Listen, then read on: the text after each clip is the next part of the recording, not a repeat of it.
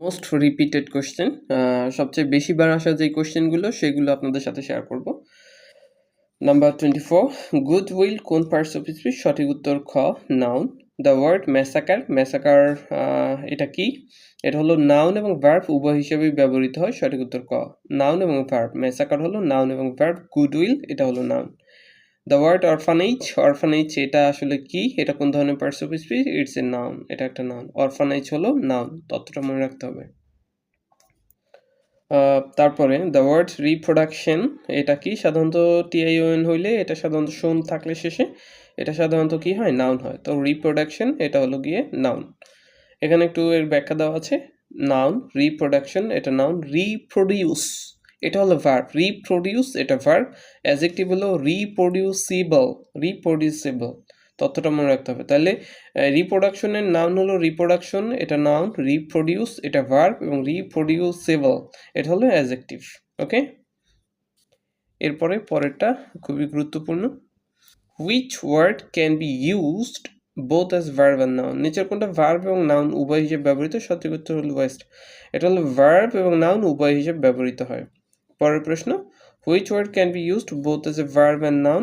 সঠিক উত্তর হচ্ছে গ, ঘ দুইটাই। লেকচার, লেকচার এটা নাউন এবং ভার্ব উভয় হিসেবে ব্যবহৃত হয়। বেটার এটাও নাউন এবং ভার্ব উভয় হিসেবে ব্যবহৃত হয়। দ্য ওয়ার্ড সিম্প্যাথি, সিম্প্যাথি জিনিসটা কি বলুন তো? কি হতে পারে এটা? নাউন অথবা ভার্ব অথবা অ্যাডজেক্টিভ? সঠিক উত্তর হচ্ছে সিম্প্যাথি শব্দটা হচ্ছে নাউন। হ্যাঁ, এখানে ব্যাখ্যাটা দেওয়া আছে, ব্যাখ্যাটা খুবই চমৎকার একটা ব্যাখ্যা। দেখুন, সিম্প্যাথিস এটা হলো ভার্ব, সিম্প্যাথি এটা হলো নাউন, সিম্প্যাথেটিক এটা হলো অ্যাডজেক্টিভ সহানুভূতিশীল, এবং সিম্প্যাথেটিক্যালি সাধারণত শেষে এলওয়াই থাকলে এটা অ্যাডভার্ব হয়, সহানুভূতিশীল ভাবে। খুবই গুরুত্বপূর্ণ। হ্যাঁ, সিম্প্যাথি এটা হলো নাউন, অর্থ সহানুভূতি। সিম্প্যাথিস এটা হলো ভার্ব, অর্থ সহানুভূতিশীল হওয়া। সিম্প্যাথেটিক এটা অ্যাডজেক্টিভ সহানুভূতিশীল, এবং সিম্প্যাথেটিক্যালি এটা অ্যাডভার্ব সহানুভূতিশীল ভাবে। পরের শব্দ, which word is not a noun? নিচের কোনটা নাউন নয়? সঠিক উত্তর হচ্ছে এ, ডিফেম। বাকি দেওয়া আছে ইনডেমনিটি, তারপরে আর্টিকুলেশন এবং সিমুলেশন। সঠিক উত্তর হচ্ছে ডিফেম। ডিফেম শব্দটা হলো এক প্রকারের নাউন। হ্যাঁ, তথ্যটা মনে রাখতে হবে। The word advice, VIC vice, এই ভাইস দিয়ে কিন্তু ভাইস প্রিন্সিপাল। হ্যাঁ, সো অ্যাডভাইস, অ্যাডভাইস হলো কি? নাউন। এই তথ্যটা গুরুত্বপূর্ণ আছে। দ্য ওয়ার্ড অ্যাডভাইস, অ্যাডভাইসটা কি? এটা হলো নাউন, যেটা বলছিলাম। আর এখানে যদি অ্যাডভাইস এস দিয়ে হয়, অ্যাডভাইস, অ্যাডভাইস, অ্যাডভাইজার, হ্যাঁ, ওই অ্যাডভাইস সেটা হলো গিয়ে ভার্ব। আর ভিআইসিই দিয়ে অ্যাডভাইস এটা হলো নাউন। তারপরে দ্য ওয়ার্ড অ্যাডভাইস এটা কোন পদ?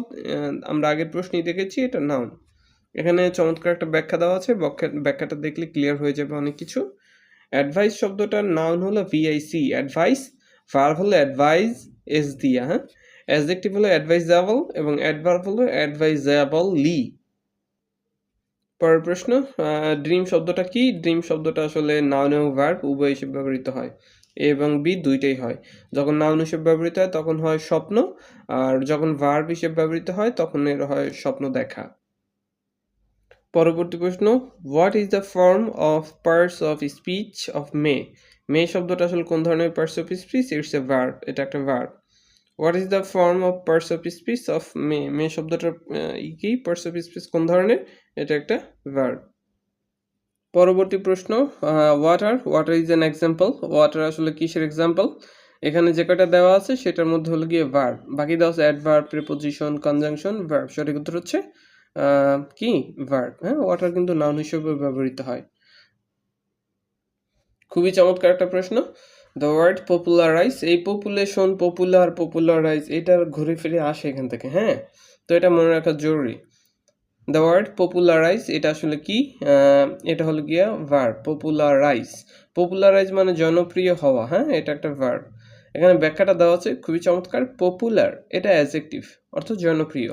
পপুলারিটি জনপ্রিয়তা, এটা নাউন। এবং পপুলারাইজ এটা ভার্ব, অর্থ জনপ্রিয় হওয়া। Popular adjective, popularity noun, popularise এটা ভার্ব, জনপ্রিয় হওয়া। ঠিক আছে, পরবর্তী প্রশ্ন তো বলা হয়েছে which the verb form of the options? নিচের অপশনগুলোর মধ্যে আসলে কোনটা ভার্ব ফর্ম? এখানে যেগুলো দেওয়া আছে টন, ভেরি, গ্রেট এবং গ্রিন। গ্রিন মানে সবুজ করা আর কি, হ্যাঁ, এরকম একটা অর্থ দেয় আর কি।